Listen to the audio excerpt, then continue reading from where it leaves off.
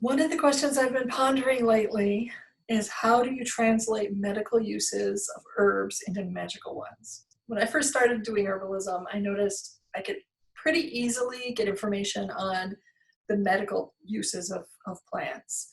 I could find things like antimicrobial and diaphoretic and that kind of stuff pretty easily. I could find information, now I can find information on the chemistry of plants really easily, like rosmarinic acid. I know what that is. I can find information on how that works in sage. I can figure out how it helps the body and why you want plants with rosmarinic acid and when to use them. But finding really good information about the magical properties of herbs is a lot harder. Part of it is that there's this weird divide between science and medicine and modern thinking and what we call the woo-woo witchy stuff. In my reality, the woo-woo witchy stuff and the sciencey stuff are kind of the same thing. I mean, when you think about it, a doctor walks in and he sees a patient on a table, he cuts that patient open, takes their heart out of their body, makes repairs, puts it back in their body, closes the patient up, and that person lives for 50 years. 50 more years. That is truly a magical act. That is a seriously magical healing, even though nowadays we call that just commonplace. If you went back just 100 years, just 100 years ago, that was not commonplace. That would have been like a miracle of God. That was magical. So honestly, the way that I see it is that magical stuff is science that, hasn't really been explained yet. Science is the magic that has been explained. Medical properties really describe how the plants are moving in the world, how the plants are acting. The language of the plants and the way they express themselves is very magical, but it's also very sciencey. And we have grown up with science and medical terminology as being commonplace. That's the language we're taught. We're taught that in schools and all that, so it's super easy and accessible. So that's really important when you're starting to work with plants on a more magical level and when you're looking at plants as healing for the emotions and the spirit and the psyche. Plants can do an amazing job of helping us navigate those scary gray spaces, those dark corners, the territories that modern medicine has a hard time really reaching.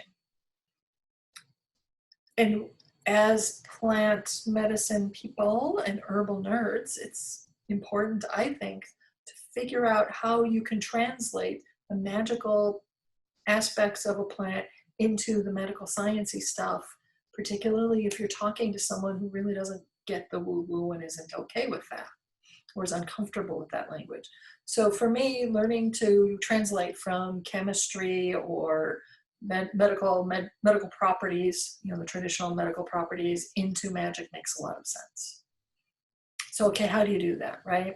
That's the big question we've been asking, thinking about.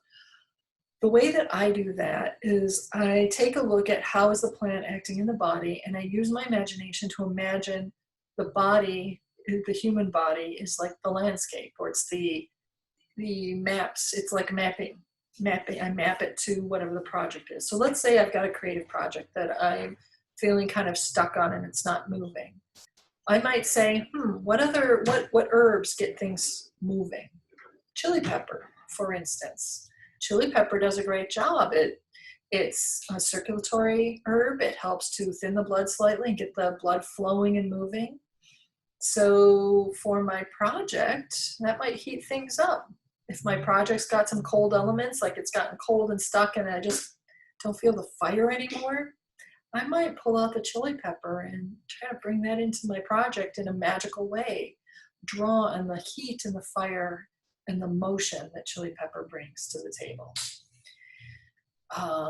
Another way to look at chili pepper, for instance, as a magical herb is that chili pepper is diaphoretic. That means it opens the pores to the body and it helps you sweat. And it gets that moving. And so when sweat is moving, it's taking toxins and things out of your system and it's shedding water, and the water evaporates and it cools you off. So you're not overheating. but it's really about getting those wastes out of your body through your skin.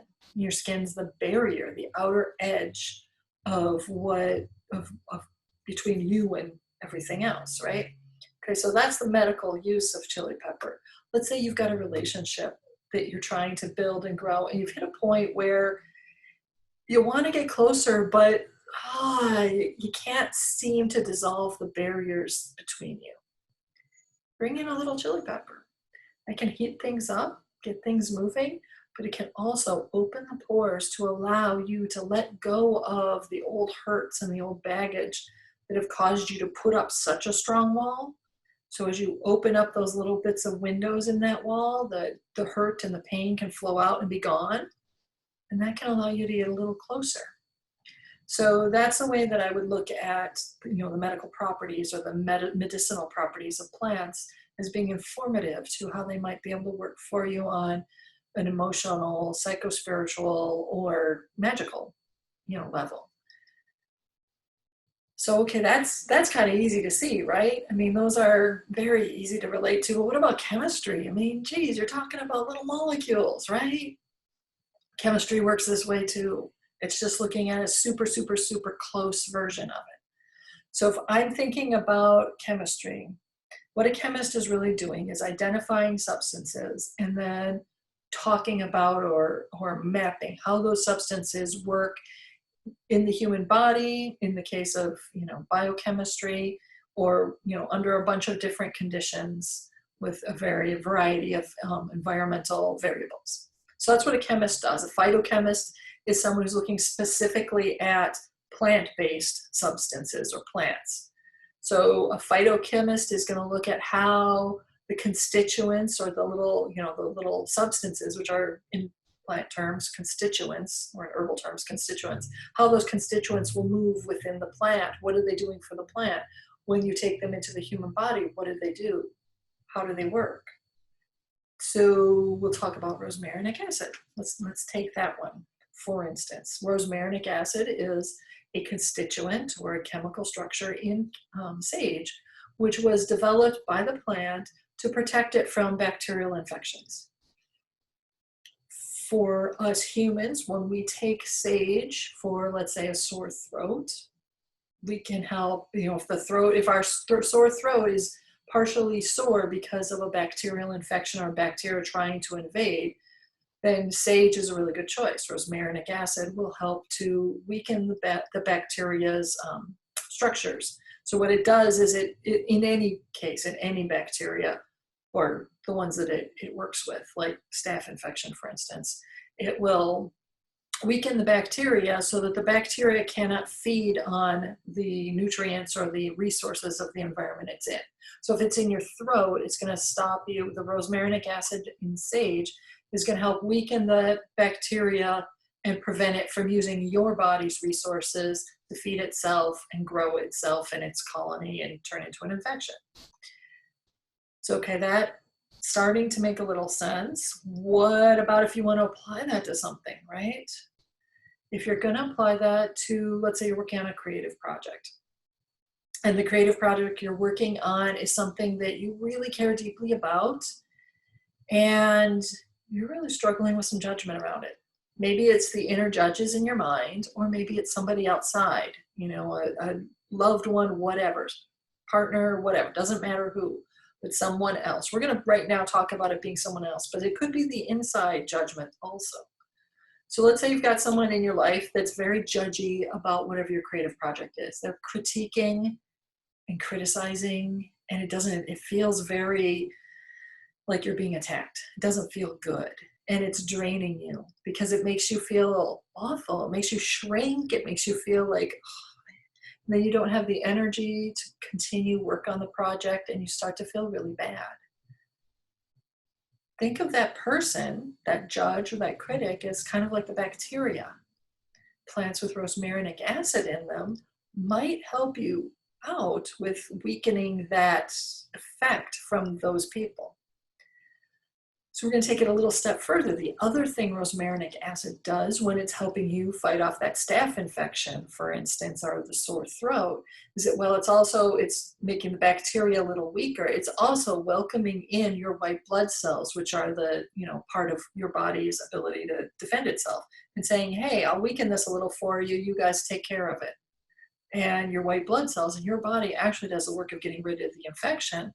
The rosmarinic acid and sage just helped make it so that it wasn't overwhelming you. So now if you're talking about your creative project, you've got your sage that you're burning around the project. Let's say you're going to encounter the person that's going to be judgy, or you're getting ready to sit down and the inner judge is starting to go. You can burn some sage or make some sage tea or diffuse some sage essential oil. Bring sage into your work and into your thought process as you're working on this project. And the first thing that sage can do is it'll help to push back, help you make some space and push back the critique, the criticism, the judgment. It'll weaken the ability of those negative energies to affect you. And the second thing that it does is that it allows you to make a declaration by asking sage for help. You are also saying, sage is saying, okay, I'll weaken that a little bit for you, but you got to do the work. So a lot of times, we talk about smudging with sage. We burn sage, in our environment. We take it onto ourselves. We're doing a physical action to ask sage to help us. So if you're doing a magical working around your creative project, you're burning some sage or you're bringing that in, and sage is saying, okay, I'm helping you weaken this critique and judgment, and the strength of that is going to go down. It may still be there, but the strength is down. Now it's your job to get rid of it.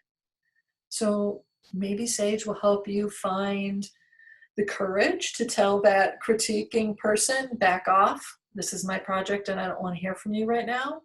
Or maybe it will give you the strength to realize I don't even have to say anything to them. They can just keep talking. I can ignore them because they aren't a part of my life. And they aren't a part of my project, and my resources are my own, and I'm giving them to the project, not to that person, or not to that judge. So whatever it is that you're doing, sage could potentially be helpful, and a way to look at it, not the reasons, but a way to look at it is the chemistry is showing you how sage might be able to help you on a magical level. So that is my somewhat long-winded answer for how do I use the medical and the chemistry properties of herbs, which are so easy to find, to help me figure out how a plant might help me on a magical level. If you have any more questions on it, you might want to tune into the Herbal Nerd Society articles that are coming up. It's going to be doing a lot of looking at more magical properties of herbs and how to apply those for real life, not just the really witchy ceremonial stuff, but real daily life.